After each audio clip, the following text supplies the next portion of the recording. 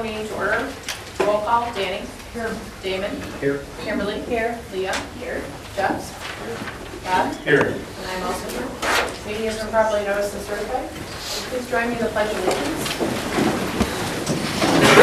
I pledge allegiance To the flag of the United States of America and to the republic for which it stands, one nation, under God, indivisible, with liberty and justice for all.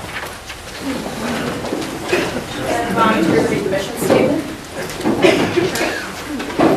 The Mount Horeb Area School District, in partnership with the community, is dedicated to nurturing, educating, and challenging all students, preparing and empowering them to be productive, responsible, and self-fulfilled members of society. Thank you. Moving on to 2A is approval of the agenda. Second. Motion by Jeff, seconded by Leah. Further discussion? Hearing none, all those in favor say aye. Aye. Opposed? Motion carries. Moving on to 2B, approval of the October 28, 2019 regular and executive session minutes. Motion to approve. Second. Motion by Rod, seconded by Kimberly. Further discussion? Hearing none, all those in favor say aye. Aye. Opposed? Motion carries. Moving on to 3A is school news. Well, good evening, board members and community members. So one of my favorite pictures of the week has to be this one taken by Jason McMahon. This was our students who were coming home from the weekend's festivities up in Wisconsin Rapids, I should say, cross-country team. Look how happy they are. Just absolutely outstanding time that they had. They made us proud, as did our soccer students. They had a tough run this past weekend with the snow on Wednesday. It moved their game to Friday, and then they had to play again immediately, or I should say they got to play immediately on Saturday. Tight game. In the end, all of our students made us proud. Many of these very same students are involved in many activities, not just in our schools, but around the community. And I get excited thinking about all the students who are getting ready for this Thursday night's, I'll call it the world premiere of the musical called Crazy for You. That's that romantic comedy from back in the day. Ira and George Gershwin, their presentation, that get underway at 7:30 p.m. on Thursday night. There's tickets still available for Thursday night, Saturday afternoon, and then Saturday night as well. So all evening performances at 7:30 with a Saturday afternoon matinee. If you get a chance, it sure will be a treat. And then I wanted to share a little bit of an experience I had on Friday when I was over at the ELC, the Early Learning Center. We continue to explicitly teach what it means to be respectful, responsible, and ready. And I think I saw Rachel Johnson in the audience. Rachel talking about PBIS. We had a PBIS awards ceremony.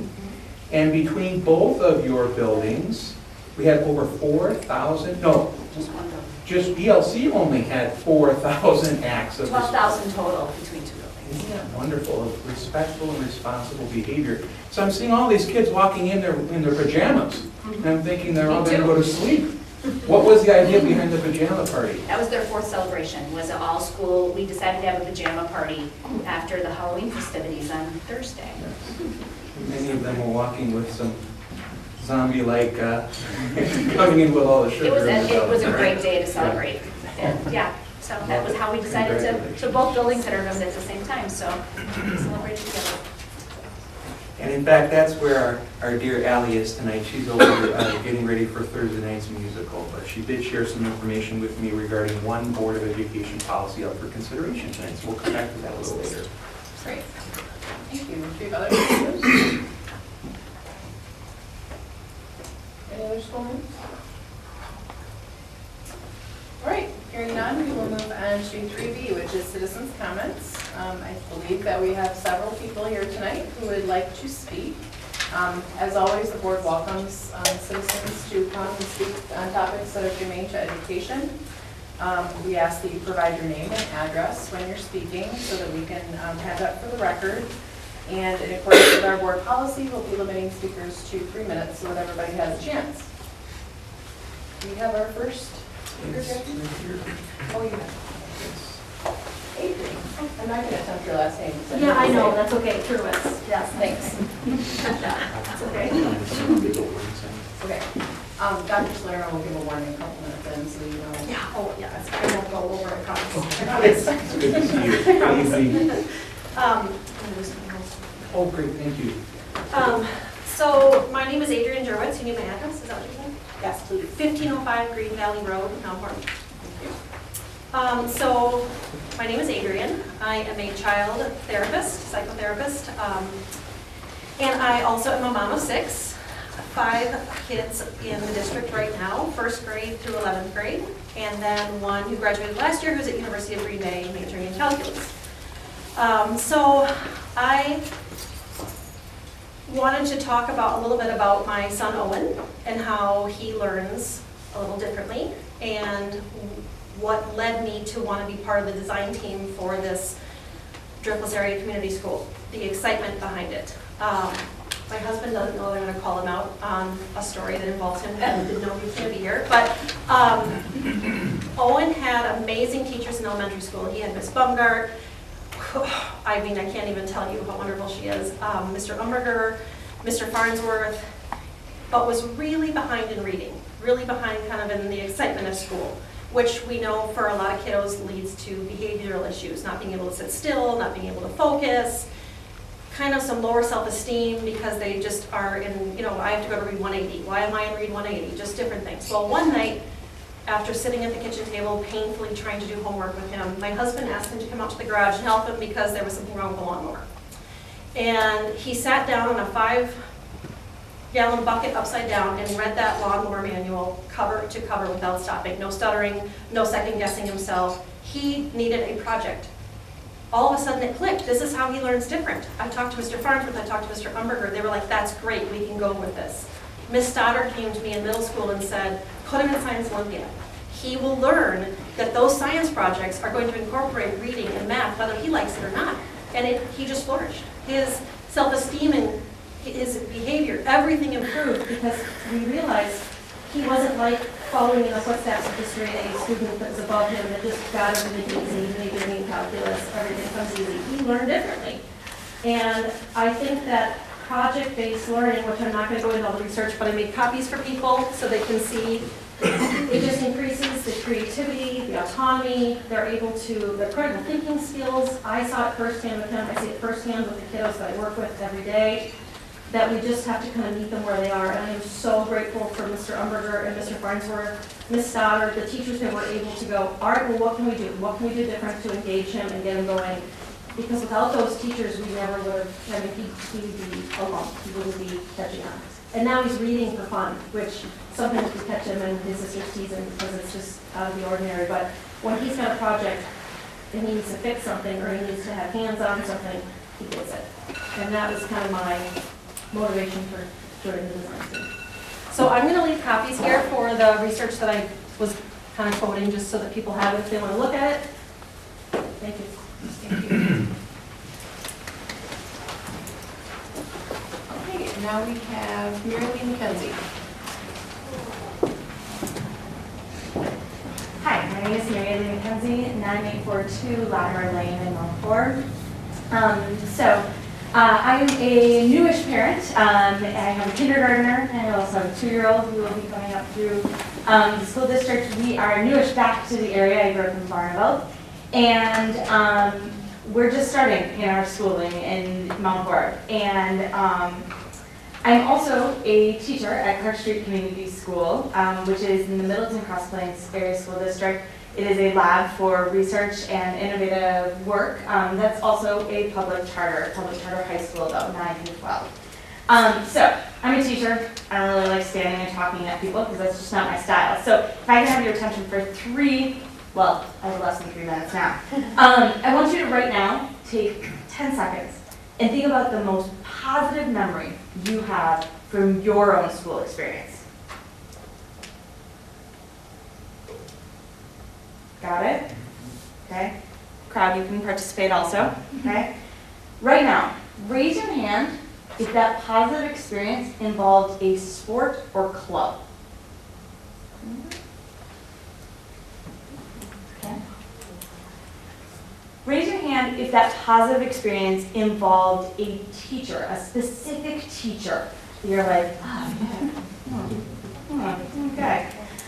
Raise your hand if that specific memory involves learning your multiplication table. No? Come on, I'm a math teacher, like, this is embarrassing. No, I think what you can all see, though, is that when we think about our positive experiences, it has to do with the teachers in the building, right? It has to do with that human connection, that relationship that you build. A lot of times when I ask those questions, people are like, yeah, sports or clubs or those other activities I was doing are what got me through school, right? I did it and I got my grades so that I could play soccer, or that I could be part of drama, or I could be part of DECA, or I could be part of the tech ed team. And what if instead of getting the grade to be a part of that sport, or be a part of that club, or have that one-on-one experience with the teacher, what if that was just always there? And that your passion for learning was there as the starting point, as compared to maybe the multiplication table, or some other item that we have to do on our checklist. When I think about a charter school, when I think about what the amazing work that the teachers in this district are already doing, this just gives some choice, some freedom, some availability to do this on a broader scale, and to reach those kids, to reach your son, to say yes, but not just your son, to reach all students in a way that meets their needs. And truthfully, we don't really need to listen to us adults. We need to listen to those kids over there. Thank you. Great. Oh, next we have Madeline Potter. Welcome.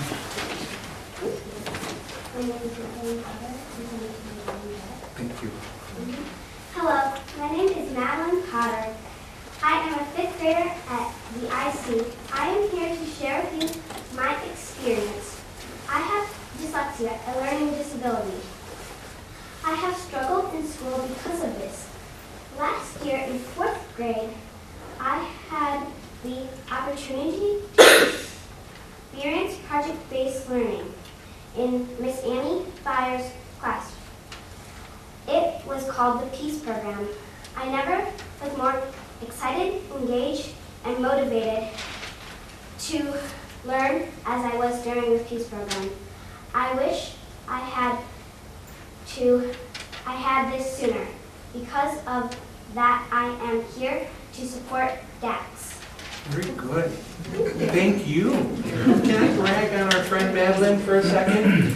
Madeline, you had a birthday at one point recently, and did I understand that all the gifts, instead of getting gifts, you wanted to do something with your gifts? What did you do? Can you tell everyone what you did for the Humane Society? Instead of gifts, I usually get money for like the Humane Society, or like donating it to Fort Ocean, which cleans up the ocean, and like doing stuff like that helps people. How giving. Thank you so much for representing your fellow students so beautifully tonight. Thank you. Nice job. Thank you, Madeline.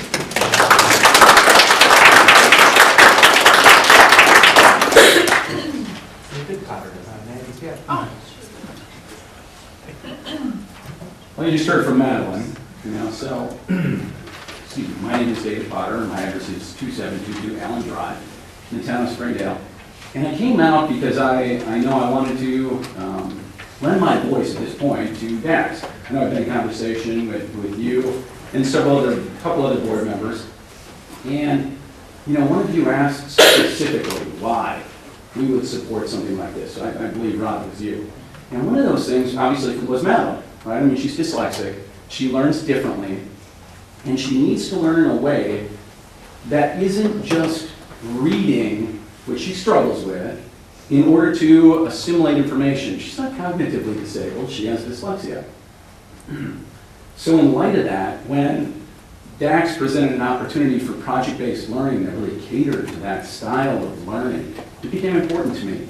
Yet, I know that there were some questions about it from the board. And so I find the board members, those that I know, to be measured, reasonable. You've responded great. I have no concern or issue with that. And so in light of that, I wanted to pause a minute and find out what those reservations were, because I take that seriously. And what I came up with, at least what I could gel from that, were just some very reasonable considerations about things like behavior and things like finances. And that's your job in order to move forward and be fiscally responsible for what happens in your district. And more than anything as a taxpayer, I greatly appreciate that, as I'm sure most do, right?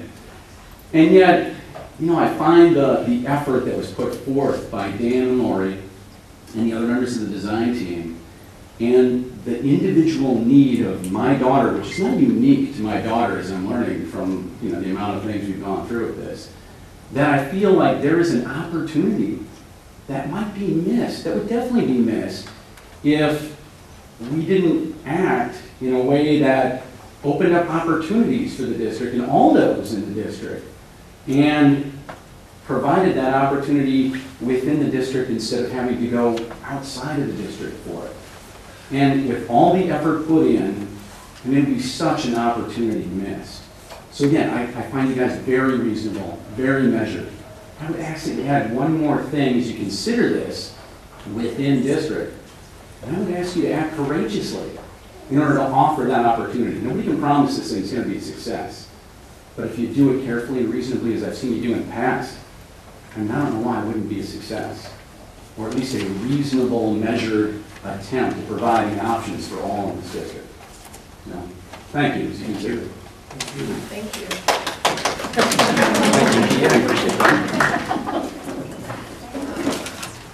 Next, we have Emily Baker. Sorry, This is Augur. Good evening, Emily. Good evening. My address is 304 South 4th Street. I've got some notes here. I'm not that much of a public speaker. Thank you for inviting public comment on the proposed charter school. I'm here as a parent, a graduate of Mount Horeb High School, class of '94, a taxpayer, and as a teacher. I want to share my support for the Driftless Area Community School. I am currently a teacher at Children's Community School, a Montessori preschool in Mount Horeb, CCS. And CCS has been a part of this community for 43 years, which is pretty amazing. I attended a training in the Chicago area, and they couldn't believe that a small town in Wisconsin had a Montessori preschool. I think it's relevant tonight to point out that since 1976, families in our community have been choosing a unique Montessori education for their young children. I believe that there continues to be interest within our community for choices in education that go beyond the preschool years. The proposed DACs would be another choice for parents who feel that project-based learning would be a good fit for their child. I think that teachers would be excited to create their own curriculum and to tailor their instruction to meet the needs of their students. I think the children would be engaged and focused on the projects that they were choosing. The proposed regular outdoor field trips would provide hands-on learning opportunities. I wish that my own children could participate in DACs. They would thrive in this environment. Unfortunately, they're beyond the proposed 3rd to 5th grade. They're in 5th grade and 8th grade right now. I'm here tonight because I care deeply about children in Mount Horeb. My wish for them is that their curiosity and love of learning could be fostered. And I understand that this is a big decision for the board to make. I encourage you to reach out to the almost 250 charter schools across the state that are already doing this. If you're able to, please take a tour of a charter school or talk to a teacher to learn more about what happens within the classroom. This is a huge opportunity for our district, and it would be a shame to miss out. Thank you. Thank you. Okay, next we have Susan Gorski. Susan Gorski is actually good at Bethel, but I'm a teacher. Good evening. My name is Sue Gorski, and I'm a 7th grade science teacher here at Mount Horeb Middle School. The school that I came from previously was converted to a project-based learning charter school. I was part of the leadership driving the change to bring project-based learning to my former school. I toured the state. looking at the different models of PBL charter schools. I was trained with the Buck Institute for Project-Based Learning, and I helped put PBL, or project-based learning, into action with our students. I was a believer. But you'll notice, I no longer work there. 6 years ago, I was offered the position here at Mount Horeb, and I have never looked back. I have pretty strong feelings about project-based learning, and I'd be happy to discuss them with you at another time. I'm not here to talk about that. I'm here to talk about the great things that are happening right here, and how a PBL charter school within our district is really at odds with what we are already doing. Our district has embraced and is implementing professional learning communities. Within professional learning communities, teachers collaborate to ensure all students learn at high levels. We've developed a guaranteed viable curriculum. I want to say that again. A guaranteed viable curriculum. Our vision is that all students will have access to this curriculum and achieve it at high levels. As you know, we have a phenomenal school, and we are achieving phenomenal results. Another initiative taking place is our work with equity. We want all of our kids to feel they are welcome and have equal rights to a quality education. Again, I believe a charter school at its very heart is at odds with this initiative, especially since this will be considered a separately directed entity. If created, this charter school will be housed within our walls. The students will have access to our facilities, our busing, our arts, our music, our PE classes. However, the district, as I understand, will have little to no say in discipline, budget, or curriculum of said school. How can this be in the best interest of all of our students, staff, and community? In conclusion, this charter school is by its nature at odds with the initiatives that our district is implementing. You, the board, are committed to work with PLCs and equity. Before taking this step to the charter school, I ask you the following questions. How will this charter school fit with our vision and goal of a guaranteed viable curriculum? How will this charter school advance our vision and goal of equity for our students, our staff, and our community? Thank you for your time. Thank you. And next we have John Coos.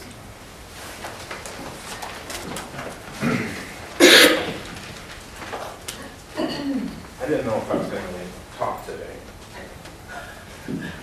I wanted to come listen. But you signed up. I will. I signed up.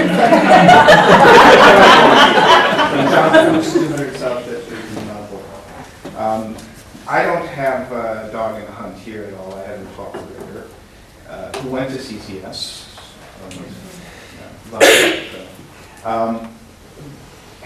When I was trying to figure out what was going on here through the newspaper and whatever I could read,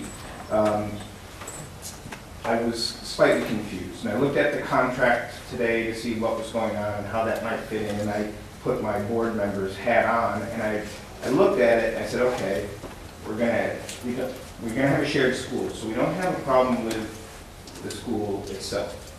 We're gonna have an administrative group really kind of watch over all functions, so we don't have a problem with administration. Even if there's some sort of problem, we'll still maybe even use a principal from time to time, so we don't have a problem with that. So really it's a matter of curriculum more than anything else, and maybe a little bit of structure.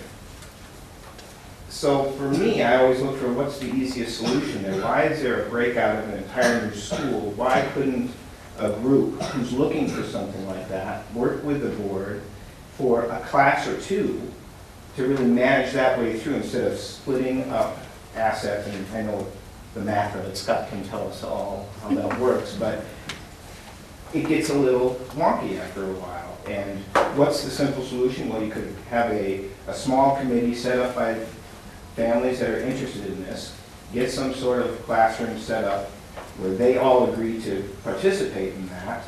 And me as a community member, I still have the board as the accountable body.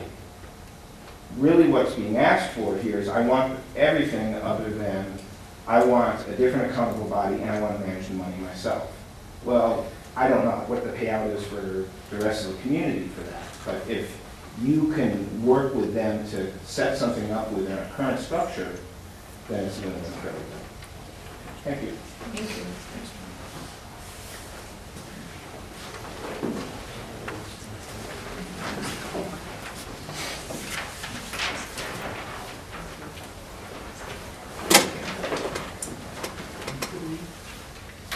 Jelena, is there anybody's there? Penny? Thank you. Thank you. Thanks, Ron.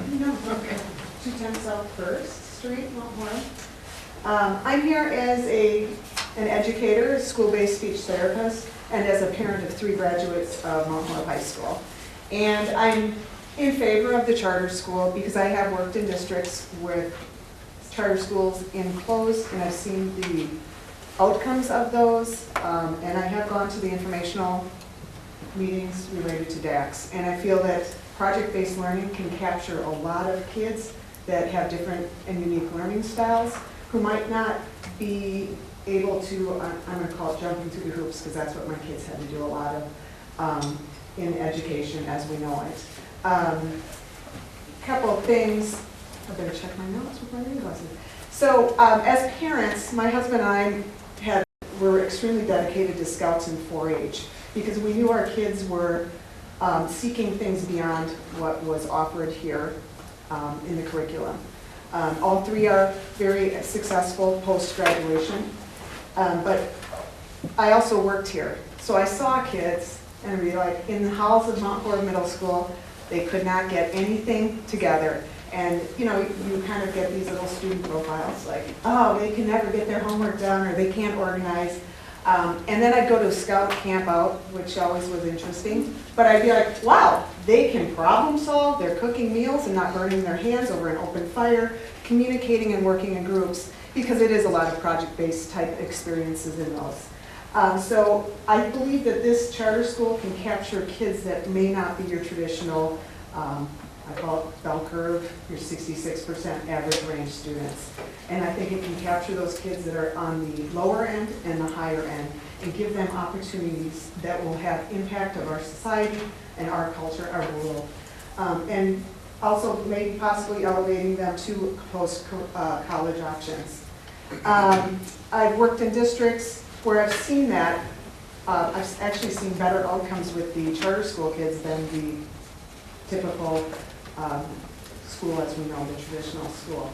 And I did that hit home to me when one of my kids was in 1st grade. I was working in a charter school and I was, as a sub, going, oh my gosh, they're reading way better than my own high-end kid.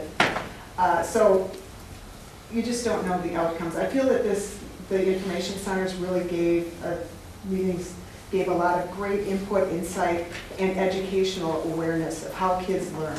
As a speech therapist, I look at development, and you look at the context really matters for learning. And if kids don't have that context, it's like learning from a flashcard. I don't even do that with my own children because I'm like, it has no meaning. But if I give them a context, like you need to have 14 dozen eggs then to make this much food, it made sense. Is that my time is up? Sorry. I'm off. Well, I have more. Thank you, Dave. Thank you. Margie Rankin?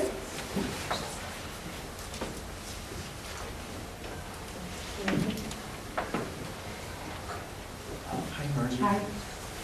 My name is Margie Reagan. I live on 505 Michelle, and I'm here as grandmother of 4 children in the district. I went to one of the presentations at the library, and I just walked away very excited. I called each and every one of you who spoke. A couple of you got back to me. I am definitely in support of this. I think what struck me, my takeaways from the presentation that Dan and Lori gave, were that we all learn differently. And I have to tell you this, if those 3 grandchildren of mine have inherited any of our genes, my husband's and mine, my husband can put a paper bag over his head and work himself. He knows, he doesn't need a map. I panic with a map. You know, I don't, I'm like this. Well, GPS has saved our marriage. So, mean, just that example drove it home to me that children learn differently. Your mission statement today, when you read it, said you need to give opportunities for all children. So that to me was a huge takeaway, that we all learn differently. The other thing that struck me, that I knew the area, I did not understand, was Mount Horeb has this outlier statistic of homeschooled children. And the fact that people in Mount Horeb are looking for other opportunities, and if there is an opportunity with the charter school to bring some of those homeschooled children back into our schools, there's that equates to extra revenue, I believe, for the school district. The other thing that was mentioned is that this could be an opportunity, would be an opportunity for children who don't have parents that can afford to homeschool, don't have parents that can drive their children and can afford to drive their children to a school choice program, don't have parents who have financial means to send them to a private school. This is an opportunity for children who perhaps don't have the financial means to have those other opportunities. So I feel strongly that that is something that the board needs to consider, that it is an opportunity for all children, as per your mission statement. I feel like the benefits far outweigh the risks, and I don't even want to use the word risk. It's a threat to the status quo, as I see it. And I love the gentleman that said you need to be courageous, because I think that that's what it's all about. And I hope that you vote in favor of it. I thank you for this opportunity. Thank you. Amy Jester?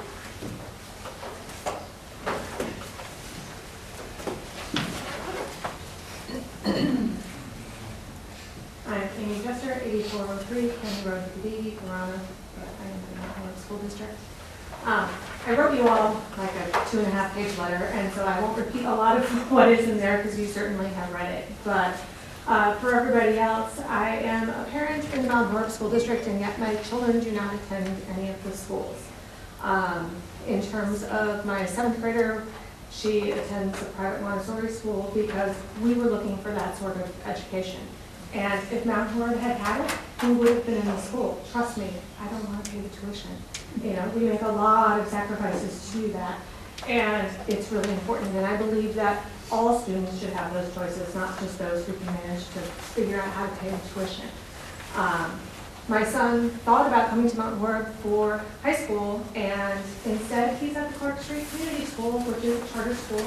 I'm now on the board of that charter school, and what I've learned is that those charter schools, it's an in-district charter school, and it has accountability. The board sets up the parameters and says, here's what you need to do in order to be able to grant your charter, and the school has to do it. And so you have control when you grant a charter. You are the agents that grant that charter. You are just giving a little bit of freedom to the school to be able to innovate and do things a little bit less standard than the rest of the school district needs to do. And the most amazing part is a lot of those lessons that get learned in the charter school can then spread to the rest of the school district. You can experiment a little bit more in a charter school and then take those lessons, and it benefits all the students in the district. And I think that that's what charter schools were set up to do. It lets a district be innovative without disrupting all sorts of things. It lets the parents and the students who are interested in something different, you know, vote by saying, yes, I want to do that. And it still leaves you very accountable. It just doesn't, you know, it's a different kind of control than perhaps we're used to right now. But it is the way that you can make incremental change happen. And I would encourage you to do so, because I would have loved to be more connected to this community, which, you know, I spend a lot of time leaving Mount Horeb, and I don't want to. I would have preferred to have my kids in a place where their neighbors are their schoolmates, and that would have been lovely. But I think a lot of parents make a choice about what they think is the best way for their kids to learn, and this would give parents some options. So I encourage you to consider it. Thank you. Next we have Cheryl Morgan.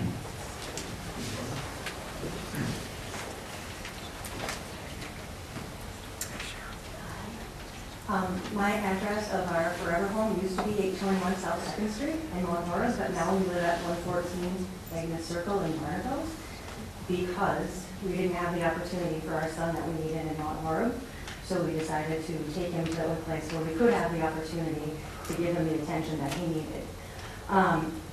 Riley has always been a kid that's been hands-on learning, and one of the things that I see many of his ex-teachers in the room that I have shared with people throughout the years is that nobody that ever taught Riley had the chance to see him shine, ever. Because where he shines is outside of the school, hands-on, working in the wood shop, snow blowing the entire neighborhood at our house, mowing people's lawns, doing all of these things, and he is going to be a magnificent tradesman someday. And as somebody that is considering building a house, I can tell you that we are very short on those. One of the things that he had a struggle with was the capacity to learn in an environment where he had to sit still all day. He needed to be able to be hands-on. We worked very closely with the teachers. Every time we had a different year, I would touch base with the teachers. I would talk to them about how can I help you, how can we work together, how can we give Riley the experience that he needs so that he can excel and that he doesn't have to feel like he's, different. It would take weeks to make changes to his schedule, to make changes to his environment, to make changes to how his homework was handled, what his IEP was, and sometimes it would never be changed. And so he would be stuck at that entire period of time. As we waited for something to get better for him, he would be slipping. By the time we left Mount Horeb, well, let me take that back. In 7th grade, he was suicidal and spent a week in the hospital because he was suicidal. That never even got transferred to the high school. So how much of that could have been prevented if he had been able to learn in an environment where he wasn't labeled as special? How many of the other kids that I know in his grade, in his class, in my old soccer teams, in all the other environments, could also have learned with a hands-on experience, project-based learning, and not have felt special, simply because they learn in a different way. They learn with their hands, they learn by touching, by doing, by feeling.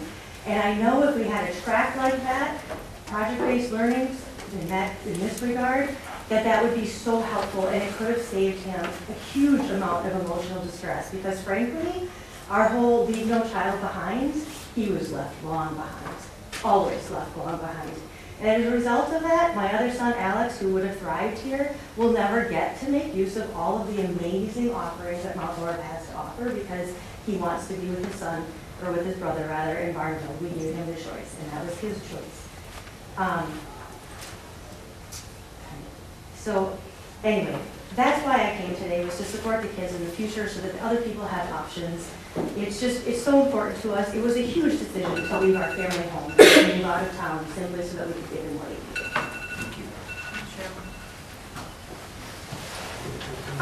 I missed the list, but I'd like to say one. Sure. Okay. You just tell us your name and address.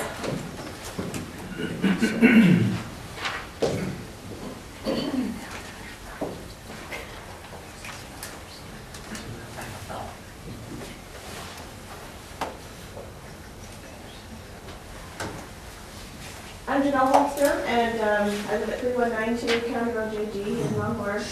And I come as an advocate for choice. I do support the charter school initiative here. I also am a parent of 3 children who have had occasion to be in the district, and as an educator that didn't teach in this district but taught previously in different states. So my oldest is 22 years old, and she's an adult doing very well, but she struggled. She was my oldest, my first, parenting doesn't come with a teacher manual. Kindergarten was hard, 1st grade was plummeting, 2nd grade we were in trouble, and we were on a downhill trajectory. We had personally, I have only good things to say about Mount Horeb School District. Our occasion and our overlap with the district has been wonderful. We love it, we thrived in it. And those teachers of my first child were so amazing, and all the things I tried to do for her, it just wasn't working. Her learning style was different. She needed different options. And we did look into Madison. We looked at the Eagle School. We looked at some private schools and loved some of the opportunities that were available to us. I just honestly couldn't stomach leaving the community daily, every day. And then her friends would be out of the community daily and on weekends for play dates. So I chose to homeschool. I never had homeschool on my radar. It was never part of my option or my choice. I was a teacher. But I had to do something for my child. I couldn't keep doing what wasn't working. So we homeschooled and we loved it, and my son came through, and he would have thrived as a grade school student. But we were enjoying homeschooling, so we homeschooled most of his career of early education. And so then my youngest child came through, and then we were still just a happy homeschooling family. And a trauma put her into school. I couldn't take care of my dying mother at the same time, so she went into school. She has great teachers, and she is thriving. So it's good for her. And it would have been great for my son. And so I love Mount Horeb School District. I love everything that is offered here. It didn't work for my oldest child, and I wished at that time I had had a different choice. I am here to support choice. And this charter school to me represents an alternative choice. And as an educator in a different school district, we were taught with such enthusiasm, with whole language, with project learning. And as a young teacher, over the years that I taught, I was slowly uninspired by my standards that were being pushed upon me, the curriculum of non-choice, and the way I was taught to teach was not supportive of my own inspiration. And that has nothing to do with Mount Horeb School District, but the reason I bring that to here is because we have amazing teachers who also learn and teach differently from each other, could utilize this choice to be more inspirational in some of their opportunities. Thank you, Mel. Thank you. Do you have other citizens' comments? What the heck? It's like a Quaker meeting. How are you doing? All right, thank you.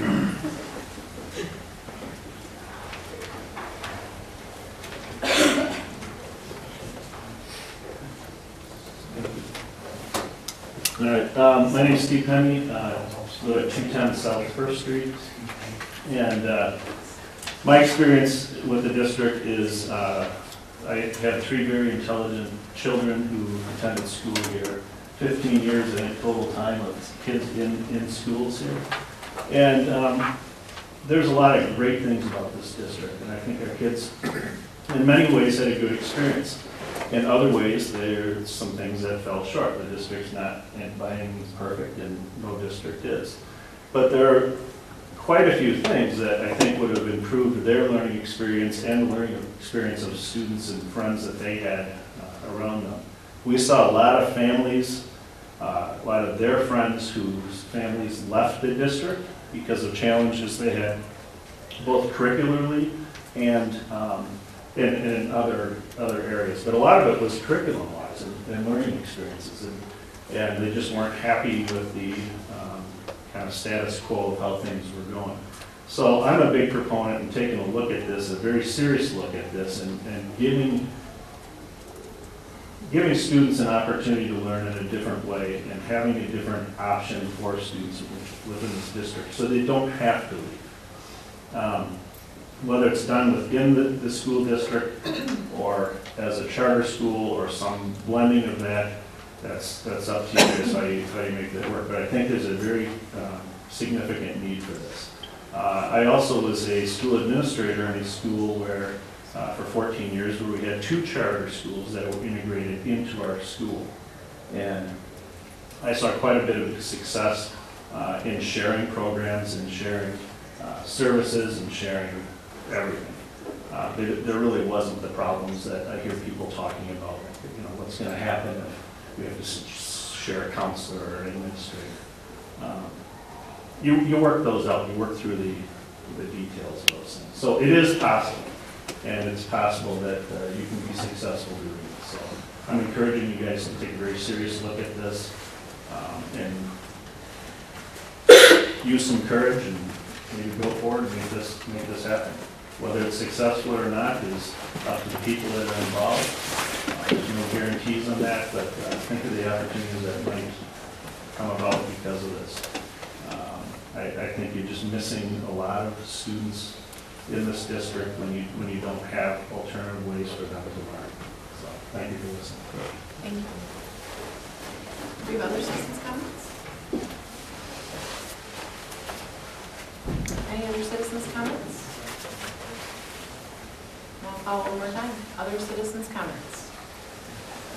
We do have a citizens' comments period at the end of our meeting as well, if you hang out and want to talk at that point. All right, we will move on to 4, personnel transactions, 4A. Motion by Leah, seconded by Dan. I'm sorry, Madam President. Yeah, sorry, I missed it. Motion by Leah, seconded by Dan. Further discussion? Hearing none, all those in favor say aye. Aye. Opposed?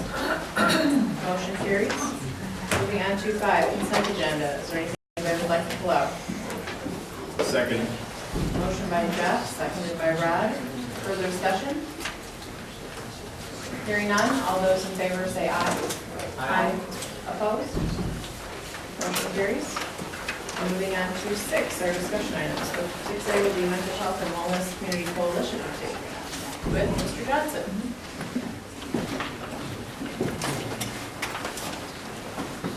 Good evening. I just wanted, about once a year, we come and kind of give an update on some of the work that we are partnering with the Mount Horeb Mental Health and Wellness Coalition. And the coalition has 5 kind of committee breakdowns on the work that's being done. And so I'm just going to kind of give an update on each one of those committees. The first one is the Marketing and Communications Committee that's actually chaired by Rod himself. And so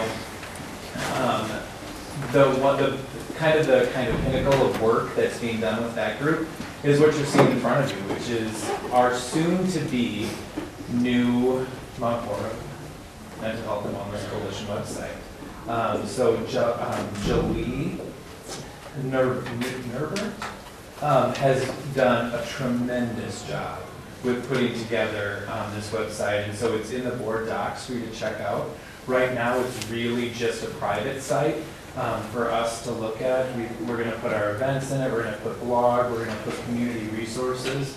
At our last coalition meeting, we spent a lot of time just asking ourselves, if I was a community member, what would I want on that website? And so if I was a parent in crisis, or if I was a kid in crisis, this is a website I would want to go to. If I wanted to find resources within our community or within our state, I would want to go to the website. And so those are all different things that we're starting to put up there, along with, as you can see, all of the activities that are coming up throughout the coalition and what we're doing, but also what the whole community is doing in terms of supporting students for equity and supporting students for mental health and overall wellness. So that's kind of what we got. So you can kind of check it out. It's really cool. Jolie, again, spent tons of time on it. All of the colors that are done throughout the website are all in alignment with our umbrella, the Plaid Umbrella Project, so everything kind of correlates, it all connects. And so, yeah, so it's pretty exciting. We're excited to roll that out. That's great. Yeah. So yeah, so check that out if you have any feedback on it. We're still taking all of that, we're still wanting it, and how to move forward on that too. So, you know, anything that you think would be good to get added. Jolie just got what we did 2 years ago with how the district put together that community resource guide. So we're getting that, and so that those resources could be uploaded here. And then again, it's fillable, so we can constantly keep it updated as a resource for community members and families as well. So, yeah. Is there anything else to say about that? Well, I think the credit goes to the committee. I didn't do a minute of work on this, and this is a fantastic product. This is a fantastic resource for the community, so we're very, very lucky to have it. Absolutely, yeah. We're really glad. So, good. All right, so that's where we're at with our marketing and communications piece. We're also working on promotions and fundraising. And so CJ Goodwin is the chair for that committee. She's working on kind of connecting the school and community pieces together, getting some of the banners at some of the events around the school so we can continue to draw awareness about what the group is working on. She's also working on holding a mental health and wellness night at an upcoming basketball game. So we can provide resources, what the work that the committee is doing to parents and families, and just trying to be present at more activities. We got some great banners that we're gonna put up around the school and during different events, so we can just keep kind of, just making sure people know that the group is around and then the work that we're doing. So, the other thing that we are pretty committed to as an organization is public presentations. And so last year we ran about 6 or 7 community presentations, anything, all around the areas of mental health and wellness. And so Angela is overseeing that, and we're starting to put together a whole list of what's going to happen throughout the year. And the next one, Danny Michaels is the chair for the community book discussion. So she's been doing that for all of last year as well. Moving in a slightly different direction, but it's still the same concept, just trying to make it a little bit more casual, and that's a good Yes, so we've selected a book, but we need a location. Yep. Still, the location I have in mind is not panned out, so still working on a location and the next date. So to be determined. Yeah, and the book is An Unquiet Mind by Kay Redfield Jansen. Yeah, so we're continuing to do those initiatives and kind of get that out. And the students are working on a book as well, correct? And so trying to kind of connect. We have students that are now part of the coalition, and so any way that we're kind of bridging the gap between students and our committee, we're working really hard on that. So, yeah. And then the last kind of update event is the health and wellness event. We had a fair last spring, and we're decided as an organization we're going to move in a little bit different direction and have an event. So it's going to be next fall. We're going to do it at a farm and make it tons of activities for kids, families, all related to mental health and wellness. And Elizabeth Sleeger is leading that charge. And really excited and has tons of ideas, and there's going to be a whole committee working to make that event super successful. So it'll be on a Saturday, kind of a weekend, come out to the farm, all different activities there. So a lot of work, but it's some great stuff. So we're having really high numbers at every committee meeting. Just last month we had 20 plus people at just the regular meeting, and so we're continuously getting people in the community who are concerned and wanting to move forward and push things within the community. So we appreciate it, and we're always looking for more people. And if you want to get on the mailing list, you can let us know. So at least you're getting the notes and knowing what work we're doing on this. And Brian, we meet on the 3rd Tuesday of each month down at the Historian, 5:15? 5:15, 6:30? 6:30, 6:45, yeah. Quick meeting, but a lot gets accomplished. Absolutely. Great. Questions? I'd also like to extend a note of gratitude to Angela Willits. Angela has been the co-facilitator of this group, and they've established this group of leaders here as their kind of guide to the work ahead. So thanks to Brian and thanks to Angela, please. Thank you. All right, we will move to 6B, discussion of board's 2019 superintendent goals and process. So I have the results, which I'll pass out. Do you want me to do that while you're explaining? Not really. Okay, fine. You could explain your part. You had a document that Oh, here, you found in. this goes all the way around. It's all the way, these packets I'm passing out. So what this is that you're getting right now is the results of the survey that we did on the goals that we had the last 2 years, I believe.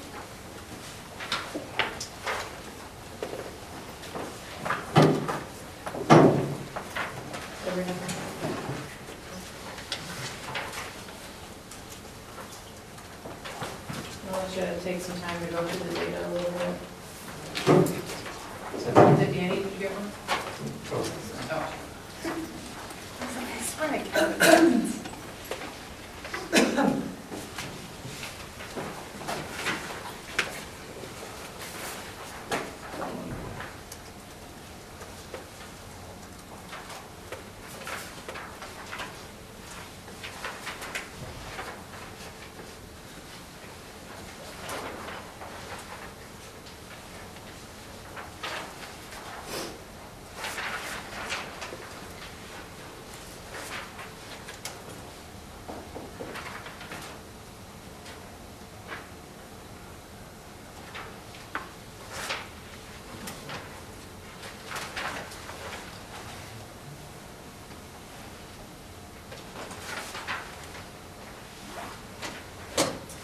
visual person myself, I do have to arm wrestle over some of these to see which one comes out first. Because some are equally scored, so.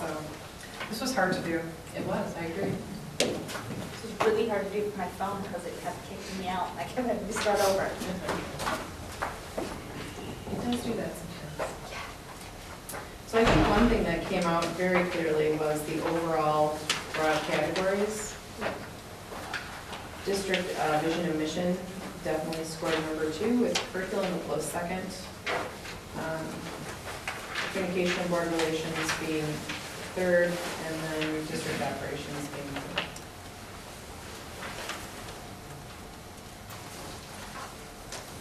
So I think we're kind of on track when it comes to that, with our strategic plan being the overarching priority.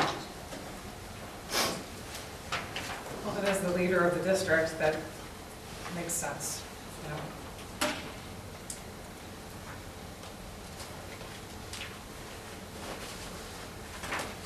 Where it gets a little bit fuzzier is within the district vision and mission, obviously that's number 1, but within there, what exactly are the priorities? Obviously, annually review the strategic plan and effectively communicate are top 2. So I think, very quickly there, since they scored evenly, that those are the top 2 for the board as we direct superintendent moving forward. With a very close third being maintain high standards of ethics, honesty, and integrity.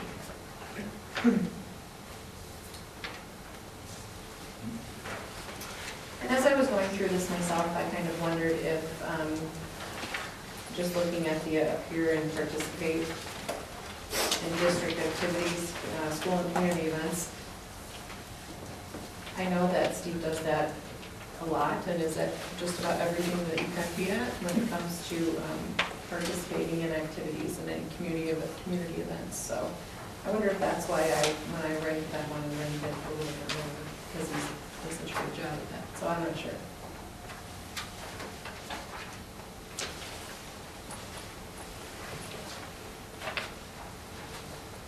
Rod, did you want to go over the document that you provided? Sure, thank you. So this is a great start, and I think that essentially what I've suggested that we do from here is take a look at each of these measures, starting with actually the last page. And I mean, it looks pretty clear that the rank order is what it is, but I think for each of these categories, we sort of want to sanity check where the sort of dividing line is. I mean, one of the things that we want to do through this process is provide some priority. As we know, we talked about this before, there are 30 subcategories under these 4 categories, and so rather than evaluate on all 30 subcategories and just sort of leave it at that, I think this is a great exercise in prioritizing subcategories under each of these 4 categories and sort of drawing a line between 3, 4, 5 and saying these are the priorities, number 1, and number 2, now here's our assessment along each of those priorities. So how has the superintendent done over the last 12 months on those top 3 to 5 subcategories, and then what is the expectation for each of those moving forward. And so I think the discussion first is, do we have the priorities right? In some cases, it looks like there's not, I mean, it looks pretty clean in terms of where the breaks are. In other places, it doesn't. So we can go through very quickly and decide, 3, 4, 5, whatever makes sense in that category, and then begin.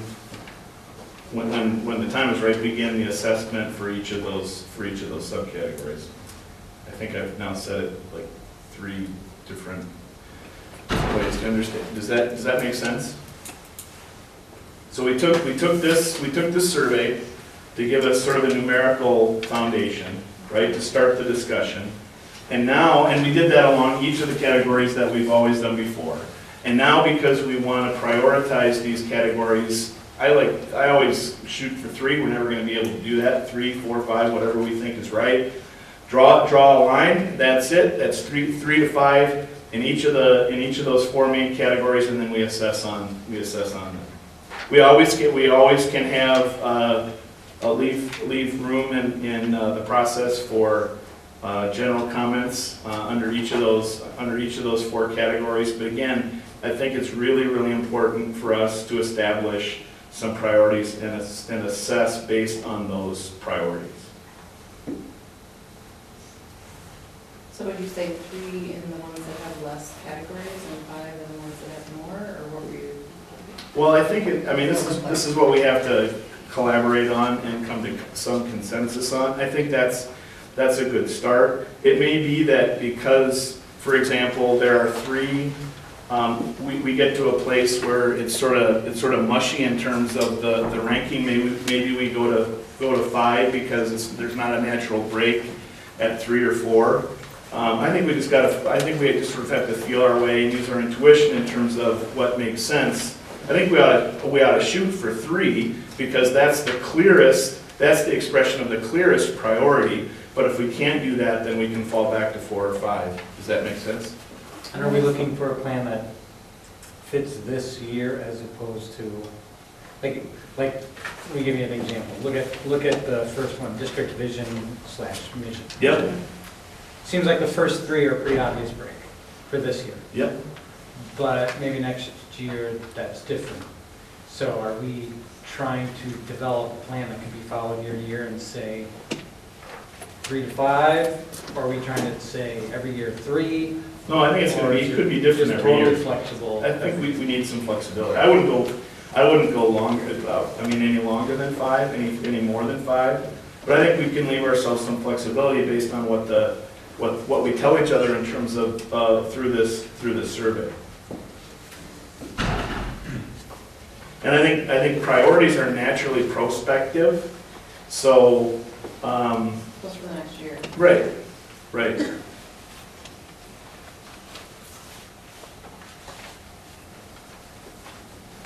Am I explaining this clearly? Makes sense. You may or may not like it, but does it make sense? Have I articulated it? Okay.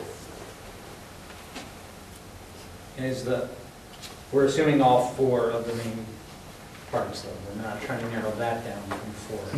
No, that's exactly right. We could narrow that down as well. No. You said it first, right? You said it right the first time. What we've done is we prioritized the top 4. We can't get rid of any of those 4 because that's where we're living is with those 4. So what does the process look like from the process person? What does the overall picture look like? Well, I think the survey, we have the data. Yep. We have priorities. Yep. And so we have two steps. One is we have to go through each of the questions, right? I think we're pretty well set on the top 4. Those are pretty well ranked. There doesn't seem to be a lot of question what's 1 through 4. And then I think we go to each of the subgroups and we look at the subcategories under those groups and we say, well, where do we want to draw the line? Is there a clear line at 3? Yes or no? Okay, if there's not, then let's try 4. Does that make better sense or not? And if there's not, then we go to 5. Right? So we just have to collaborate a little bit on where we draw the line for the subcategories under each of those 4 So do you want to just go through these one at a time? Yeah, that's what I was just going to suggest. So if we can start with question 1, we see that our priorities are annually reviewing the district strategic plan, came just right in the same number with effectively communicate and implement. With a third being maintain ethics and honesty and integrity in all personal and professional matters, lead by example, which are long. So because this one has so many different categories, I would think this would be one of the ones you'd want to take to 5, but what is that? I think 3 and 4 are really similar, though. You could almost mush those together and make them one. I would propose doing the top 4. That's what I would propose as well. Okay. I like things to be even, so I think if we're gonna go with 3, we should just. Well, they have different We have numbers. 4 of- sometimes, and 3 sometimes, and 2, I mean, then why not just rank them all? Like, if Well, because there are different numbers and the buckets aren't equal. So that No, that but might. if you say that- 3, those first top 3 numbers are still the top 3 numbers. It's not like the 4th one is tied. I guess the point. No, that's debatable, whether 3 or 4 in this category, I would say. There does seem to be a significant drop between the 3rd one and the 4th one. Yep. I agree with you, Leah, if the number of subcategories in each bucket were the same. They're not.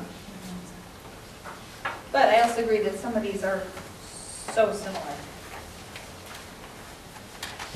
Can I ask Dr. Salerno if it helps you to have a line, or is it visually enough to see how the board feels? I'm really happy to go in any direction. I apologize for giving you a non-answer. No, I think at some point, whether it's 4 or 5, we sort of have to put our name down and say these are what our priorities are. So I think it's at 4, just because of the way things seem to fall out, but. For the first question or for all? No, for the first question. Although my first comment is a general comment as well. We have to be ready to put our nickel down and say, this is where we're landing. This is what we think is important. Because to me, that's what's really driving the process. Well, sorry. No, go ahead. Not what we think is important, what we think is the most important. Right, what's the priority? This time. Right, Yeah, what's the right, priority? right. Yeah, we're speaking the same one. Yeah. And I would propose the top 4 because they're all above the median. A 5 in that category, it seems to be a clear cut. That's why I like having David around. That's a map. Yeah. So it gets harder in some of the others. But we can come back once we know our total and see if we want to readjust any. Do you think we have too few or too many?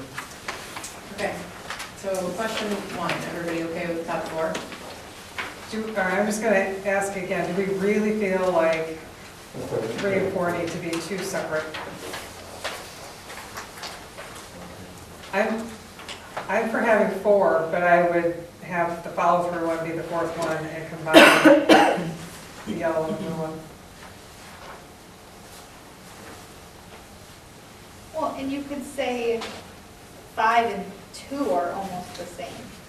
I mean, 2 talks about implementing and communicating and maintaining our policies and procedures, and 5 is our mission and vision, which is a policy and procedure.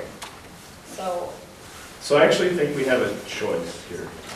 And if this was the choice that we were going to make, we should have made it last year or the year before. Yeah. So we have an instrument, and I think we need to use it.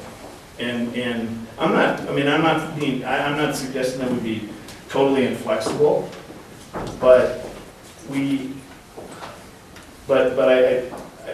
I just don't know how useful it is to recreate. I mean, hey, listen, I think the instrument that we've used in the past, we haven't been well served by.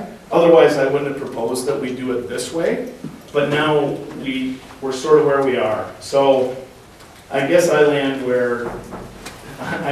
on we've got an instrument, and I think we should at least try to go through and establish priorities within each of those subcategories. And if we can't, if we throw up the red flag, then maybe we go to Plan D. But we haven't really tried to do that. We've all participated in the survey where we've ranked these priorities, and this is great. I mean, I think this is great stuff, right? So let's at least give the process a try. Again, I'm not trying to be inflexible, but I'm just saying we haven't even given the process a try, and we're rewriting the instrument.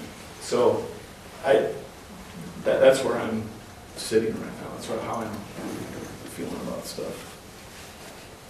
And I agree with you that the instrument could use some revising, but I agree with Rod that I would feel like we were taking a step backwards from where we're at now. But on the other hand, your suggestion might be a good compromise to do right now. I would look upon it as being refining It does both. what we've got here.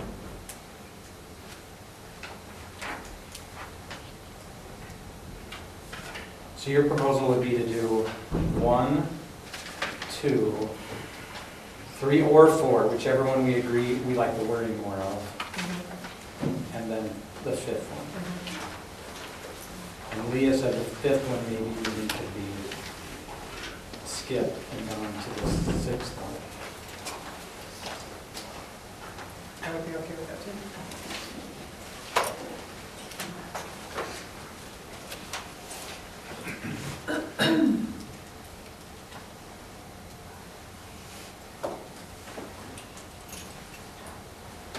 I think the problem is sometimes these things are not clear until the information is organized.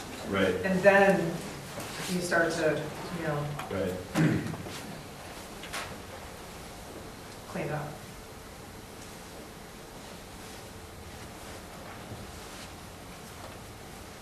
I could do with that, the third one.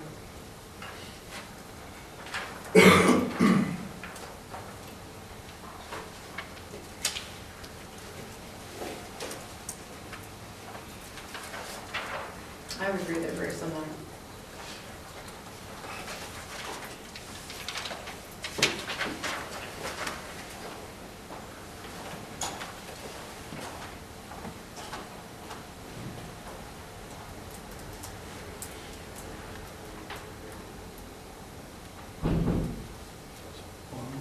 So I would say you combine the two, or wordsmith it so that that's one. And then you take it to the 5th, which is about through. Leah, what are your thoughts about 5 and 2 I mean, being redundant? I think they're redundant, but it's not a hill I'm willing to die on, so I don't have like strong, I think you're gonna get a similar score, assuming that's how we're gonna do it like we've done in the past. I think you're gonna get a similar score, so why ask the question twice? And my thought was, to me, they're very different because one is on goals related to the vision and mission, and one is on policies and Yeah, procedures. But I wondered if the second half of this that we're planning on doing, with the information of the advocacy reports, does that cover number 5? Follow through on designated goals related to the district's vision and mission? good point. Or does it not? Would that be covered enough there? I think it's a good point.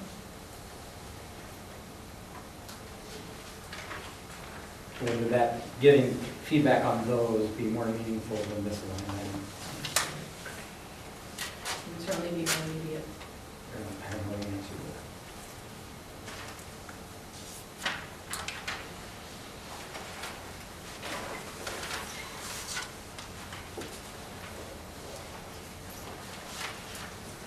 So 1 and 2 we've all agreed on, right? Okay, we got 1 and 2. Put that one aside.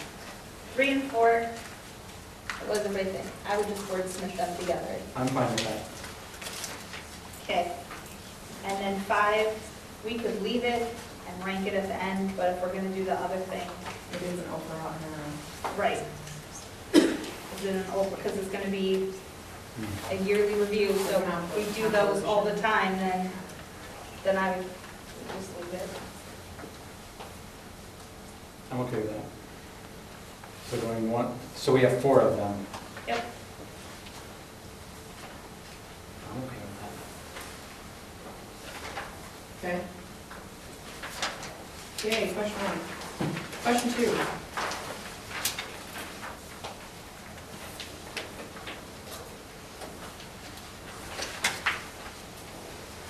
I think it's a pretty clear, because the last 3 all rank exactly the same, so you take the top 3, right? Question 2. Question 2. Yes. How many? There are 6.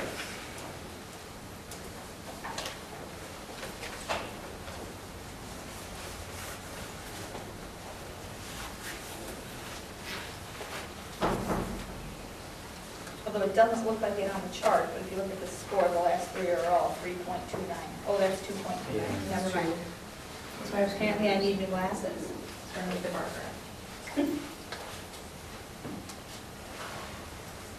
So we're on to the top three. I say top three. I say Top three. Write it down. Question 3. Do you, I should have thought of this before. Do you want those red for the benefit of the recording? Since then, I don't know. You're not Okay.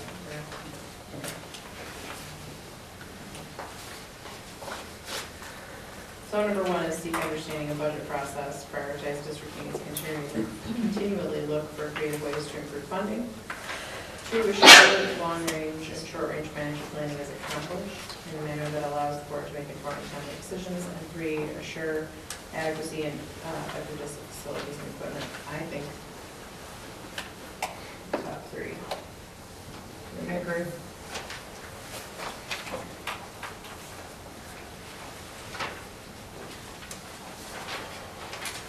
Everybody okay with top 3? Yep. Question 4.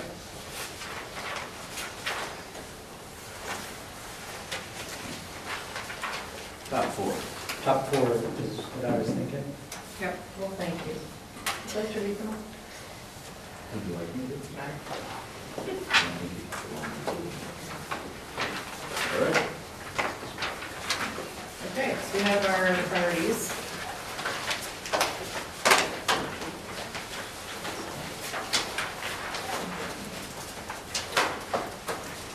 And from here, So I heard Leah mention scoring.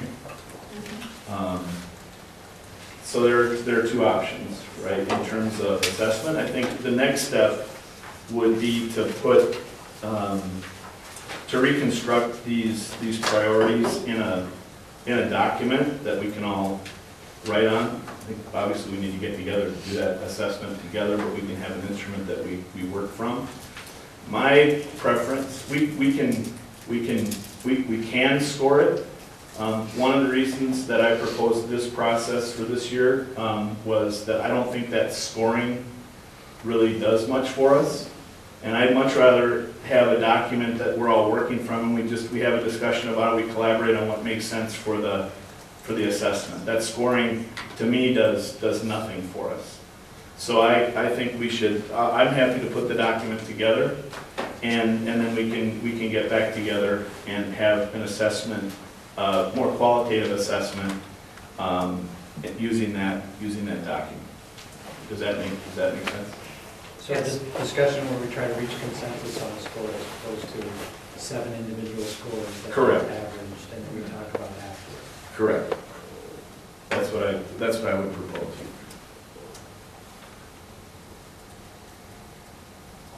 that sounds good to me. And there will always, and there'll be always opportunities for minority, in my family, we call them minority reports, right?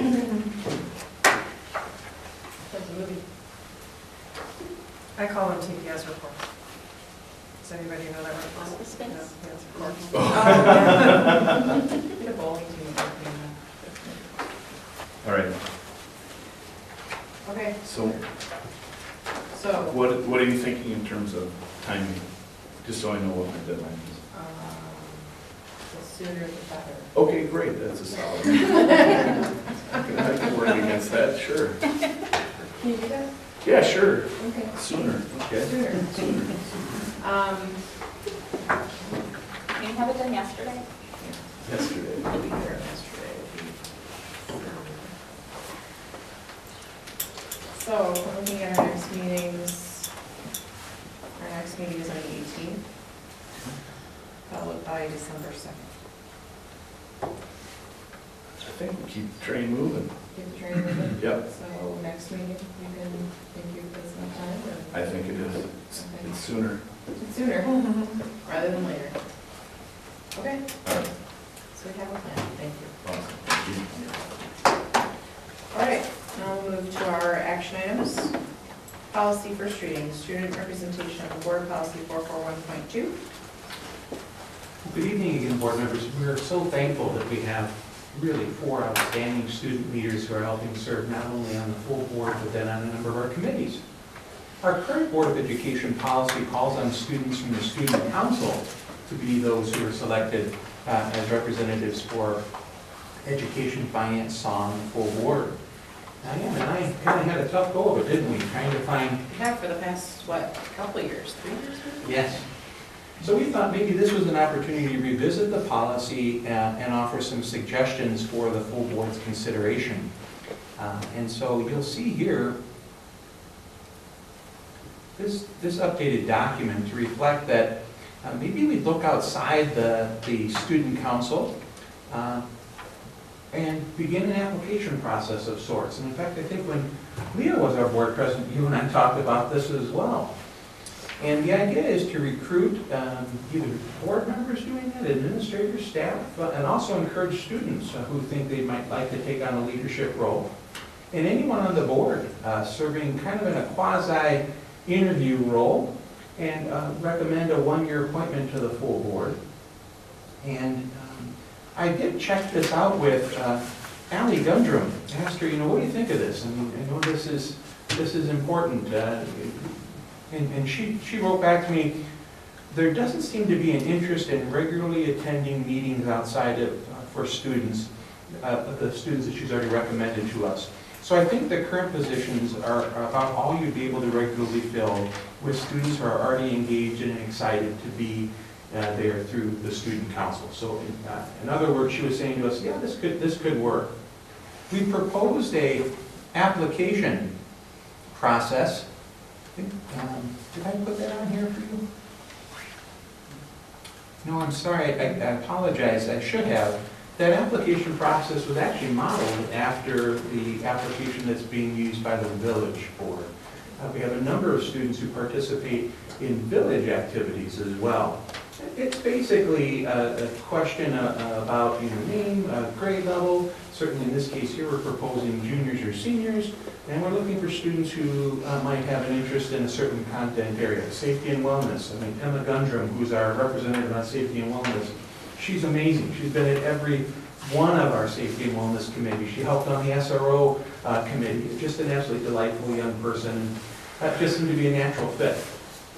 So nothing too difficult for students to complete, but does allow them to reflect on what attributes and skills, dispositions they might have that could help that committee move forward. So we thought rather than taking this to any one committee, that we just come straight to the board. Isn't that right, Diane? Mm-hmm. And so we welcome your suggestions, your feedback about how we can improve this and make this better. There didn't seem to be a committee that this would really fit on. I thought it was better brought to the full board so that we could react to it as a whole.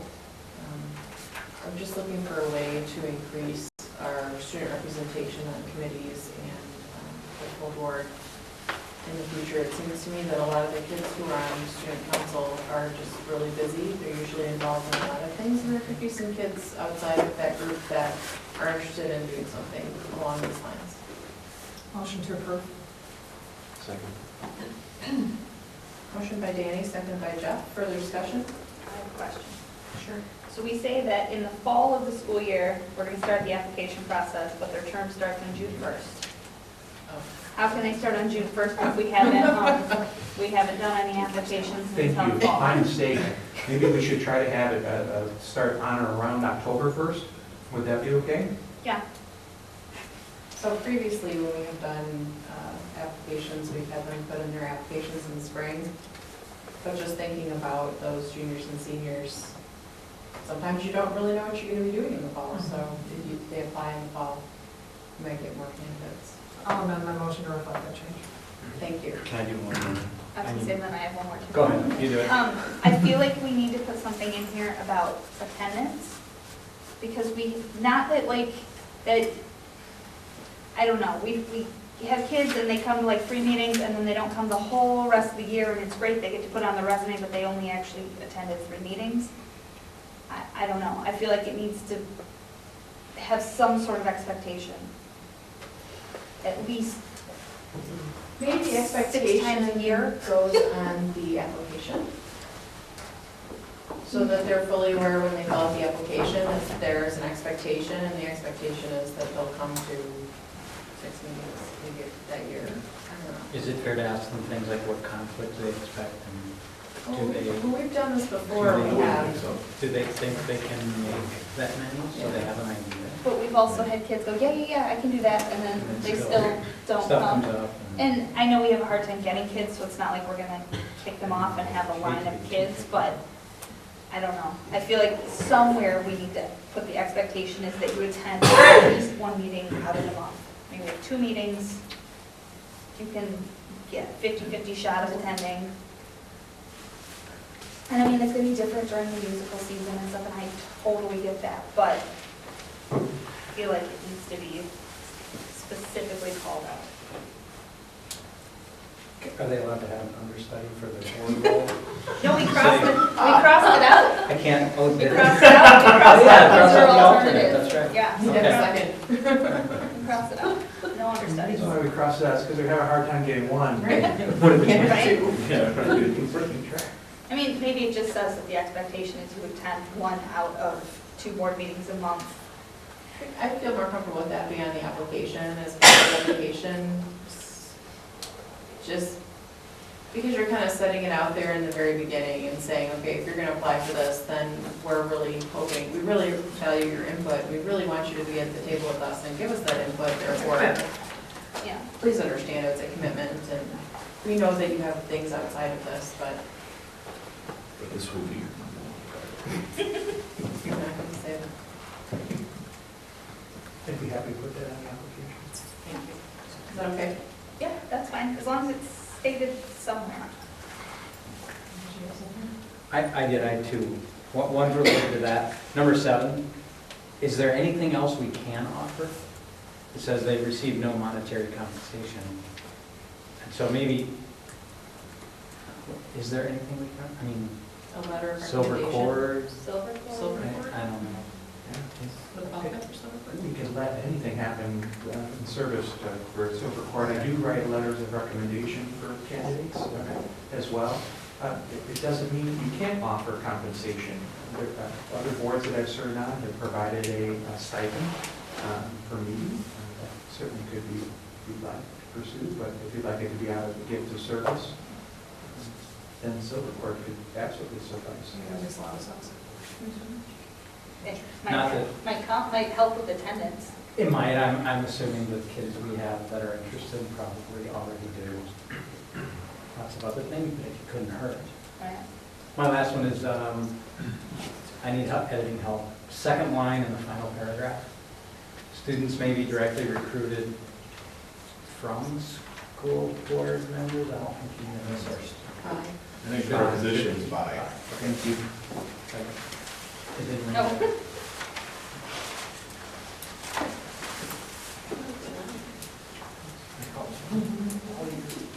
Okay. And B, probably either S, school should be capitalized and board, or the board itself shouldn't be capitalized. I know, right? It's rather not your next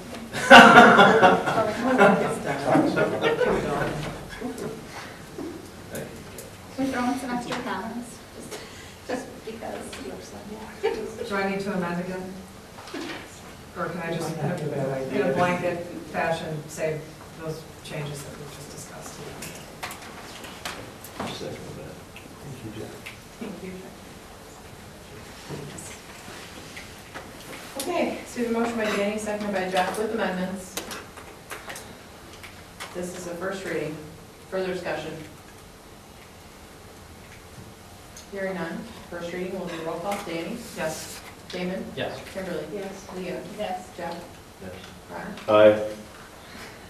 And I'm also yes. Policy passes. Then our second policy, again, a first reading, student physical examinations policy 453.5, referred by Safety and Wellness Committee on 10/21/19. And board members, this was just really to align statute with our practice and vice versa. And so rather than listing specific pieces, we wanted to make certain that we just updated the policy to reflect that. Brian, may I refer to you if there's additional questions? Yeah, we took out some of the specifics. So when it talks about immunized, which ones do specifically have to be immunized against, that changes on a regular basis. So we just said refer it to the immunization law, so we don't have to constantly be updating the policy as laws change. We updated the changes to the law, and then the biggest additional change was that we added that eye examinations are also recommended, which is common with state law as well, along with a physical, a dental exam, and then an eye exam is recommended before you enter the school. Motion to approve. Motion by Rob, seconded by Jeff. Further discussion? Yes, under district recommendations, number 2, other grades, the last clause of that final sentence says at which time he is authorized to request either a physical or dental exam as a requirement for continuation in school. Because it's a requirement. Yes. Unless, this probably refers to vaccination and the vaccination laws. If a parent opts out but doesn't notify the district is beholden by law to require that vaccination be completed, or have the parent provide us in writing an opt-out to that. And that's what the building principle for the possible health problem exists. Okay. It falls under the physical eye or dental examination section, unless I'm missing something. This would be at any grade level that has those requirements. I think, Brian, I'm not remembering what grade levels will require, is it when they transition? Oh, I see. Yeah, so it's, Yeah, but there's something right before the clause, I think, that clarifies it. If that, the trigger is that a possible health problem exists. At which time, if a possible health problem exists, then he or she is authorized to do what it said it will do. Does that make sense? It's better. My concern is the interplay between request and requirement. So you can request, right? But it's a requirement for continuation in school? I think I'm it's- just looking for a loophole. I think it depends on if it's a physical or a dental. I think it's Well, they could request one or the other. yeah, I can look into that further. That wasn't a change in the policy, that was always in there. We just added the word "I" to it. Checking, can you Yeah. bring this back? Yeah, I can see where you're coming from. Because I can see it too, right? So are we gonna request and the requirement for a continuation in school, Right. right? Yeah. Thank you. All right. So you have a motion on the table by Rod, seconded by Jeff.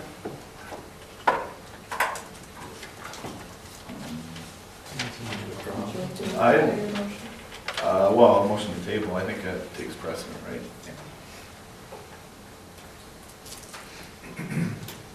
We'll see us back next time. Thank you. Thank you. Okay, moving on to 8, citizens' comments.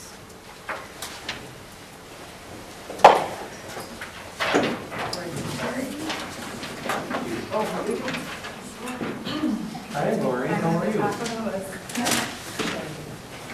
Lori here, 46 Oak Street, and I just wanted to take a minute to thank you for inviting the community, for being open. I have, as you know, been involved with this process, discussing a charter school for coming up on 2 years. And during that time, I've come to understand and admire that you all take your roles and responsibilities very seriously, and I'm very grateful for that. As a parent with kids in the district, I appreciate your diligence and your thoughtfulness, your willingness to hear from the community, hear from your staff, parents, students. I think it's been great to have dialogue, and I encourage you to continue it. Simply to ask questions, find out more, so on. I especially want to call out Rob and Damon, and thank you for making time to come to an information session. I really appreciate that, and it shows you're interested in hearing from the community as much as finding out more for yourself. And I also want to say Dr. Salerno, Sarah Straka, Katie Hauge all made time to attend those sessions as well. And it really shows a commitment to the process and to learning and continued dialogue. And I'm really grateful for the individual meetings we've had, for the calls that I've gotten from board members, from emails, all of it. I'm very grateful for your diligence, so thank you. Thank you. And then we have Brooke Lester? Nelson. Hi, Brooke. It was far away. Hi, I'm good. Good, welcome. Right. Hello, I'm Brooke Nelson. I live on 1505 Green Valley Road. I don't know. So I was recently adopted by Kurt and Adrian Duritz. And I kind of grew up basically without a mom. She was there, but not really. And like in school, I always thought I was so stupid. And my teachers thought I was troublesome because I couldn't pay attention, you know, that led to some bullying. And my self-esteem was just so low. But my mom and dad showed me new ways that I can learn and the ways that I learn, basically hands-on and talking through it and all that fun stuff. Yeah, so basically showed me that I'm bright and I'm capable. So does a lot to boost my self-confidence, and obviously I'm a lot happier now. All basically from their parenting and showing me different ways to learn. And I've attended all of Glory's informational meetings. And I really stand for her personalized learning from charter school. Thank you so much. Thank you. Thank you. Very brave. Thank you for coming to share your insights. And next we have Katie Hauge. Yeah, so we just wrapped up parent-teacher conferences. My apologies to the group that I couldn't be here earlier for the conversation. So not a resident of the district, live in Middleton, but administrator of the IC. And just wanted to also say thank you to the Driftless Area Charter School Design Team and Lori and Dan for meeting with us and being such good partners for this discussion. As a school administrator, I've been thinking a lot about not only their proposal, but how it impacts the whole school. And that's been a top of mind for me. And had an opportunity to talk with school staff too, for some of the perspectives to see what's on their mind with the idea of this proposal.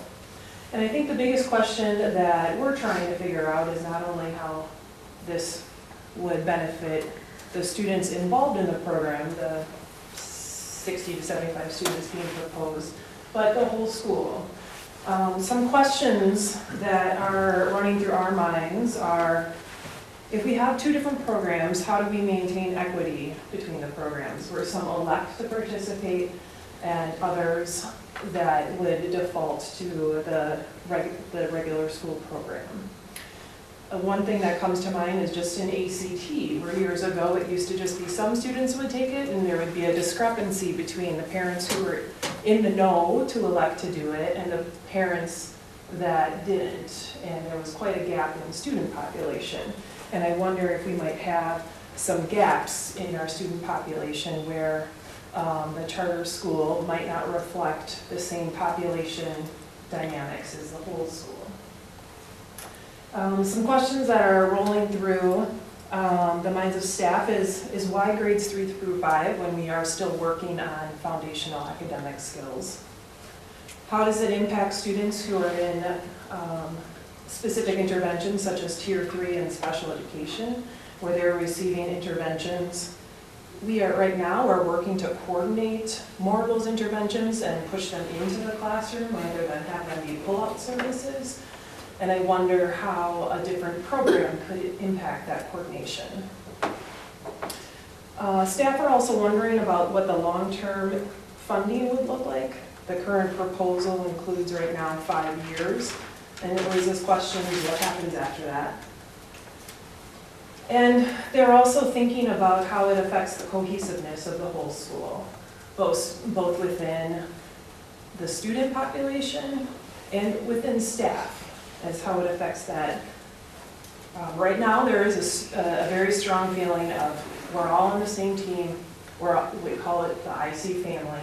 It is a group that when there's a need, everybody steps in to fill that gap, to fill that need, whatever presents. And so with that, just things that are top of mind for everyone. Thank you, Katie. Thank you. Citizens' comments?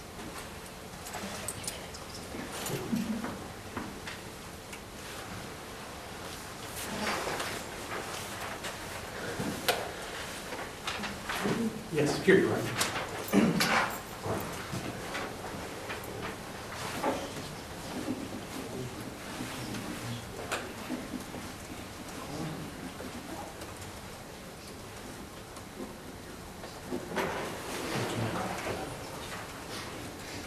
I'm Nicole Schrader. I'm a mental health professional in the community and a parent in the community. I think I've kind of debated if I'm going to talk or was I not. And I think we've heard a lot of stories about kids that are struggling in the, the setting that we have. And I guess I want to also present a different perspective too for the kids who are seeming to do really well in our current structure. I would say that a lot of the kids that I serve in the community here actually thrive at school and probably are some of our students that contribute to us being top 20 in the state. And so I, probably a month ago, cried my whole way to work as I heard my second grader say, "Mom, we're taking a test today that's so big I have to chew gum." And so I don't know what the gentleman's name was that spoke, but I'm not confident that the charter school is the best option, but as we've opened up this need that, we do have students on both ends of the spectrum, students that probably are seemingly to, they're meeting all of the expectations and, appear to be thriving and developing, typically. I guess that I would just ask that we really evaluate what is developmentally appropriate for our kids and that we would look to make some changes so that our kids that have spoken and parents of these kids that have spoken don't feel like they're like odd or learning in such a different way, because if we look developmentally, kids learn. We all learn through our senses. The more we're engaged, the more we retain and the more curious that we can be. And so I guess I would just ask that we would just be really thoughtful in considering how we're, the risk, I guess, in being so test-driven and so measured and structured and, just starting to open up the conversation of, is there some flexibility within this structure? Because there's a Washington Post article recently that kids from high-achieving schools are now considered an at-risk population. Thank you. Thank you. Other citizens' comments?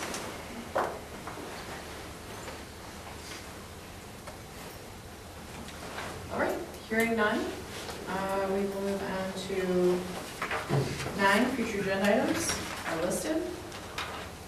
As always, if anybody has any agenda items to add to the list, please let Steve and myself know.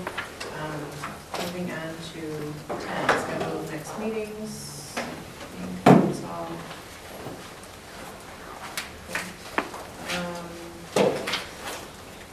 And then moving on to 11, closed session. We have contemplated closed session for section 19.85, Friend 1 and Friend E and Friend deliberating or negotiating the purchasing of public properties, the investing of public funds, or conducting other specified public business whenever competitive or bargaining reasons require a closed session. Second. Motion by Jeff, seconded by Rod. Roll call, Danny? Yes. Damon? Yes. Kimberly? Yes. Leah? Yes. Jeff? Rod? Yes. I'm also yes, we'll take 5 minutes. All right, Keith. Good.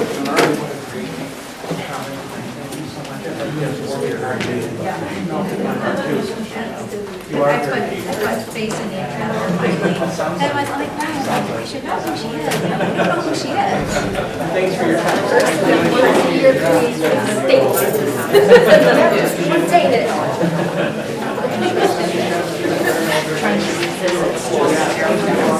So what did you think? How was your first